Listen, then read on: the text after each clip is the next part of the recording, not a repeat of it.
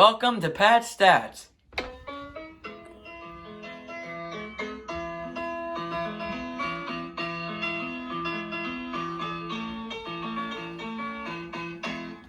It's been a little while since we've done rankings on this channel, but today we are ending that drought. Today we're going to rank the top 5 left fielders going into 2021.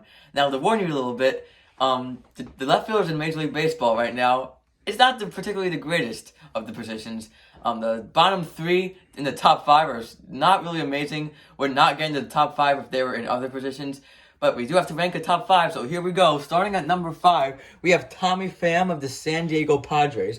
Pham had 2 very good seasons in 2018 and 2019, splitting time with the Cardinals and the Rays. He had been a 270 kind of a hitter with a 340 on base percentage kind of a guy, and a very above average hitter. But last year he took a huge step back, only hitting 211 with a 624 OPS. So not a great season for Tommy Pham last year. And like I said before, that would not be good enough in most of the other top 5 rankings, but unfortunately left field is not the greatest position, so I'll have to put him at number 5 for now. Coming at number 4, I have Eloy Jimenez of the Chicago White Sox. Jimenez has only been playing for 2 seasons, but in my opinion, those 2 seasons have been pretty good. He hit 30 home runs in 2019, 14 home runs in 2020.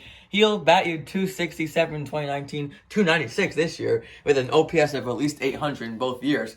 I like Eloy Jimenez as a player. Not very good defensively, but again, since left field is not the best position, he gets in at number 4 because of his offense. And it's pretty good, as he will obviously improve as time goes on, as he is a very young hitter. I can't put him much higher though on this list for this year, number 4. Coming at number 3 is about the opposite of a player.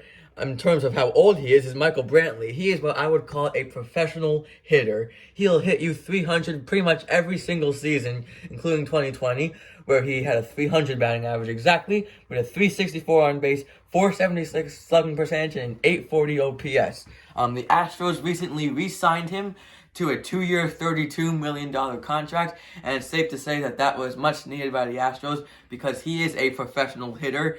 He is getting older in his career, so he's not really much more of a left fielder, though. I'm not sure how they plan to utilize him, but I don't really see a surplus of outfielders in Houston that I feel like he might be playing some left field come 2021, and if he does, he's number 3 on my list. Coming at number 2, we have Christian Yelich of the Milwaukee Brewers. It's hard to rank him at number 2 since he had 2 MVP caliber seasons back-to-back 2018-2019, winning the MVP in 2018 and finishing 2nd in 2019. But then again, in 2020, he took a little bit of a step back. I'm not worried about it whatsoever for him because he is that good of a hitter, and it was just probably, you could chalk it up to a short season, but he did only hit 205. So there was something there. He did have an OPS plus, though, over 100, which is better than average, which is a little bit weird. It could have been because he was hitting into some hard luck, hitting the ball very hard, but just getting caught. Kind of unlucky. But anyway, Christian Yelich, again, coming off 2 MVP seasons, he would be number 1 if it wasn't for the next player, but that next player is so good, he has to be number 1. And that player is Juan Soto of the Washington Nationals. Juan Soto as a player is just absolutely fantastic. I wish I could root for him more, but he is unfortunately a rival of my favorite team, the New York Mets. But you can see his stats there.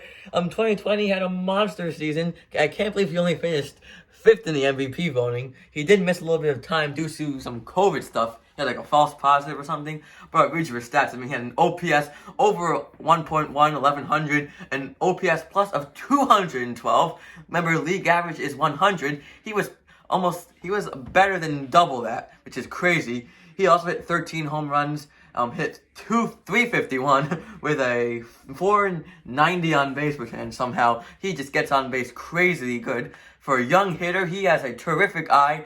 He can give you a great at-bat at any point in the game, which is, I think, a very important skill to have.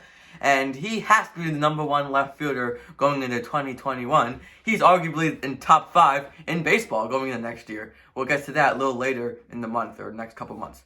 So that is all for Pat Stats today. If you want to watch some more Pat Stats, this is my most recent upload, and this is the video that YouTube recommends you watch. Thank you for watching, everybody, and we'll see you next time.